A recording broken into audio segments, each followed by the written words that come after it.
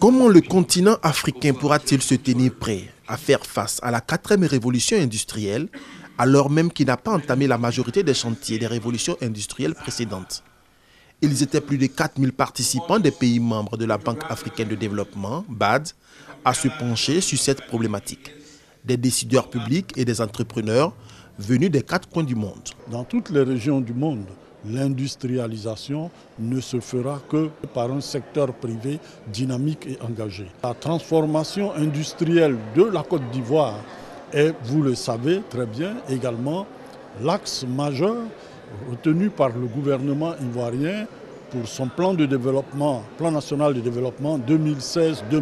Si la première révolution industrielle s'est appuyée sur l'eau et la vapeur pour mécaniser la production, la 4e révolution se caractérise plutôt par une fusion des technologies dont la plus visible reste la révolution numérique. Une chance au service des économies africaines pour accélérer leur développement. Nous avons assisté à des exposés intéressants qui indiquent comment l'Afrique peut se servir de l'intelligence artificielle pour progresser plus rapidement dans son industrialisation. Ils ont présenté des exemples de projets dans différents domaines, énergie, parcs industriels, agriculture, mais également de petits projets créateurs d'emplois qui vont permettre à l'Afrique d'aller plus vite. C'est autant d'enseignements dont nous allons nous saisir et que nous allons partager. Lancée en 2006 en tant que plateforme pour mener des initiatives coréennes pour le développement en Afrique, la COAFEC s'intéresse à des projets d'investissement dans les domaines tels que les infrastructures, les technologies, l'agriculture et l'énergie.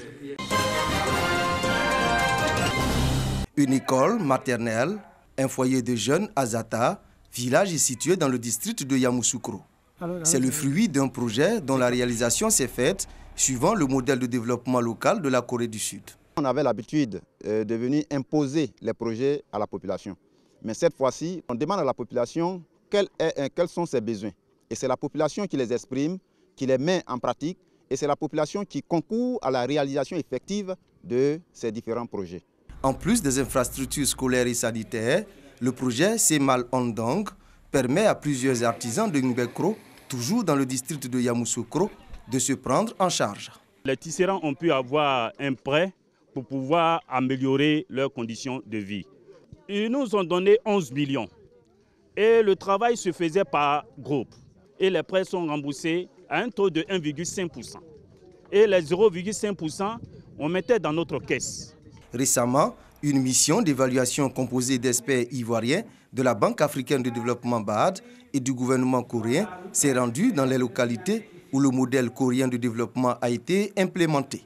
D'après ce que nous avons entendu, les populations sont satisfaites de l'impact que cela a apporté. Les projets Saumolundong sont en parfaite adéquation avec nos 5 priorités, les 5 priorités stratégiques de la BAD, à savoir éclairer, électrifier l'Afrique, nourrir l'Afrique, industrialiser l'Afrique, intégrer l'Afrique et améliorer la qualité de vie des populations d'Afrique, parce qu'il s'agit en fait d'un changement de mentalité. La Banque africaine de développement BAD entend vulgariser le modèle de développement local de la Corée du Sud à travers plusieurs pays africains.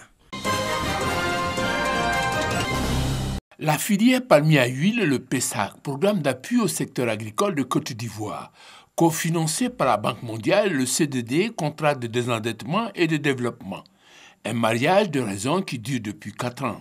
3 piliers fondent cette raison: l'amélioration de l'accès au marché des acteurs de la filière, amélioration aussi de la productivité et enfin, contribution au renforcement institutionnel de sa structure fêtière qu'est l'AIPH, Association interprofessionnelle de la filière palmier à huile. Il s'agit ainsi de lubrifier la filière avec une huile de qualité, produit d'acteurs suffisamment outillés. Nous leur donnons les rudiments pour monter eux-mêmes des projets bancables de manière à approcher les différents bailleurs et rechercher des financements pour la suivi de leur corporation. D'où l'avènement de cet atelier de renforcement de capacité des dirigeants de la FENACOPAFSI et des responsables des sociétés coopératives du secteur. La trentaine de participants répartis en 2 groupes, des directeurs exécutifs comptables pour le groupe 1, quant au second, il prend en compte les administrateurs et le conseil de surveillance. Tout ce monde a salué la pertinence de cette formation. Il est bon que les dirigeants de coopératives arrivent à lire un bilan, Nous avons des directeurs qui font des bilans en fin d'année. Mais si vous êtes PCA d'une structure coopérative et que vous ne savez pas lire le bilan, il va sans dire que vous ne pourrez pas donner des orientations. Le conseil ne pourra pas donner des orientations dans le cadre de l'amélioration. Entre autres outils à acquérir au cours de cette formation, la connaissance des éléments clés du gaz, gestion axée sur les résultats, l'élaboration et la mise en place d'outils de suivi, évaluation.